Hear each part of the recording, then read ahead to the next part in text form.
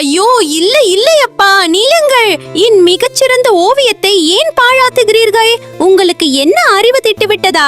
அட மகளே, கோபப்படாதே. நான் இதை பாழாக்கவில்லை, இன்னும் அழகாக்குகிறேன். நாளை உனக்கு பள்ளியில் ஓவிய போட்டி இருக்கிறது என்று எனக்கு தெரியும். வர்ணங்கள் இல்லாமல் இந்த ஓவியம் கொஞ்சம் அரைகுறையாக தெரிந்தது. அதனால்தான் இதில் வர்ணங்களை சேர்க்கிறேன்.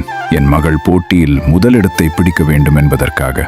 என்னை மன்னித்து விடுங்கள் அப்பா, நான் உங்கள் மேல் கோபப்பட்டு விட்டேன்.